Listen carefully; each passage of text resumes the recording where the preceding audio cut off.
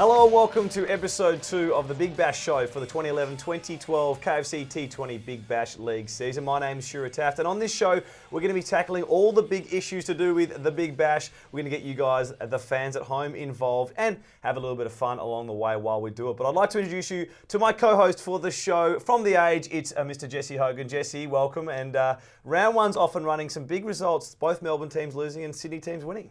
Yeah, I guess if you look at the first week, it was probably the only underwhelming things, I guess, was some of the crowds and I guess some of the one-sided results, but some of the individual performances were just exceptional. So from that perspective, I think, yeah, the first week was a success. So let's go through a few of them. Who were the big ones? Of course, there's obviously one massive one. Yeah, obviously, Saturday night I was there at the MCG seeing David Warner, and the amazing thing about it is that he started in the field as well, even before he made his amazing century. But I think it was the lesser lights for the Thunder, like guys like Scott Coit and Dan Doran, who did really well with the ball, that really put them over the really high-profile stars. Any other sort of performances from the imports as well? Of the imports, I think the best, undoubtedly, was Johan Botha from the Strikers. They lost their biggest import in the days before Kyron Pollard, but he was exceptional, and I think the Strikers were the really big winners out of week one. And disappointing start for both Melbourne teams as well. Oh, absolutely. If you look at the Stars, you look at their depth, you think that they're due to come back. Probably the other bigger problem, I think, would be the Renegades. They've got a high-risk, high-reward strategy, and so far yesterday at the Adelaide Oval, it really didn't come off, so they're going to have a lot to prove this week at the Etihad. Well, we've seen some big hitting, we've seen some spin work as well, and after round one, it's Adelaide on top, and unfortunately for Melbourne, it's the Renegades right down on the bottom. Now, every week we are going to have a segment called Who's Hot or Who's Not, based on the performances of the players in the KFC T20 Big Bash League official fantasy game.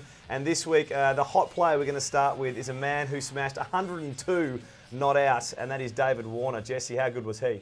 It was just exceptional, and I think we saw the first hints of what he was likely to produce in the field that night. 2 great catches and a crucial run-out, long flat throw from the outfield to get rid of David Hussey, who was the Stars' best batsman.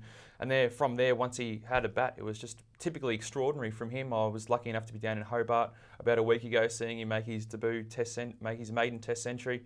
And this time, although the strike rate was even higher, like about 50-odd balls, just the way he was going so crisply through the shots was just really demoralising for all the Stars bowlers and great to watch. So for the people out there who are playing the fantasy game, obviously a player like Warner is important because not only is he making runs, he's having an impact in the field as well. Do you have him in your fantasy team? Oh, well, I sort of try to look for a long-term view and think, well, just because he's so good in Test, he mightn't actually be able to be around anymore. So if you've got him in our week one, he'll certainly be have a big benefit of it. Obviously, the biggest scorer out there. There's some other great scores. Klinger was fantastic. Obviously, Maxwell as well. So obviously, get those guys in your team as soon as possible. But there are some players who probably didn't perform to their usual standards. Of course, the options. Chris Garr wasn't great. Cameron White didn't have a fantastic innings. Mike Hussey, anyone for you not hot? I guess probably the big losers when you look out of week one would be the Melbourne Renegades. I guess they've got the high-risk, high-reward strategy, and you think if things go well, having Sean Tate and Durgan opening the bowling, it'd be fantastic for them. But if you look on the weekend, I think they conceded 79 runs from the 6 overs, and especially Tate, he's one of the most formidable T20 bowlers in the world. When it all clicks, it's fantastic, and when it doesn't, I guess we saw that yesterday when he just gets dispatched for, I think, 40-run runs off 3 overs. So he's going to have a lot to prove this week. So Sean Tate, a big week. We're hoping seeing him skittle the wickets. Don't forget, you can get involved in the fantasy game. Get to the Big Bash website because, of course, you could have a share in over $20,000 worth in prizes. In fact, $10,000 to the winner. But more importantly, every week, the best highest score team gets $500. So definitely worth having someone like David Warner in your team if you can afford him. Otherwise, look for the long-term options like Jesse did. Now, each week we're going to get you guys, the fans at home, involved as well and give you the chance to ask any questions you want to our resident expert, Jesse Hogan. All you have to do is make sure when you tweet, use the hashtag BigBashShow. Now, this week's first tweet is from @RudyLarai, who says, and he's actually tweeted to Usman Khawaja as well, "What's going on, Uzi? Got to come better than that at the crease, son." Jesse, do you agree? I've seen, and to watch a lot of him in Test cricket, and even though he hasn't really kicked on yet, I've seen a lot of things in Test cricket about his technique that thinks he would be well suited to it. Yet to really see it in T20. I know he spent a lot of time out of the New South Wales team before the Big Bash last season. Did manage to get one score in the limited overs, but yeah, I don't see any natural signs from him that he's going to be able to kick on at number 3 for the Thunder, and probably best thing for him is if he's actually in the test side and not available for it. Interesting thoughts right there. Okay, our second tweet is from @Michael in Queensland, who says, McGilla and Warney are in form, India are a force. If you're a selector, would you be chasing them for a run in the test team? If I was a selector, I wouldn't be selecting. That's not to discount them at all. I think McGilla in particular was one of the stories of week 1, bowled beautifully, and particularly that ball he got to dismiss Matthew Hayden was an absolute ripper. But I think you look at the test team at the moment, Nathan Lyon's doing a superb job, sort of come from nowhere.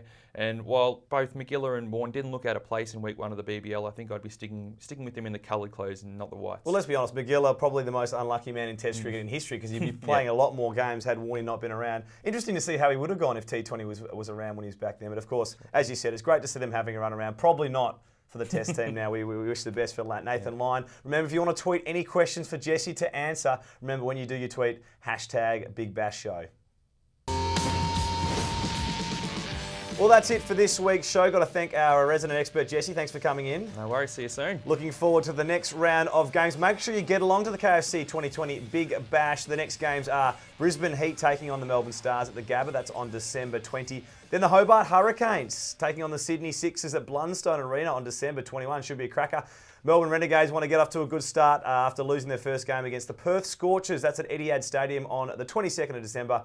And then the Sydney Thunder taking on the Adelaide Strikers, 2 winning teams at ANZ Stadium on December 23. And remember, anything you want to ask us on the show, make sure you tweet with the #BigBashShow. Or for any other information, get to the website. That's bigbash.com.au. But for now, we'll be back on your screens on Christmas Eve. That's December 24 with all the action from round 2. Until then, take care.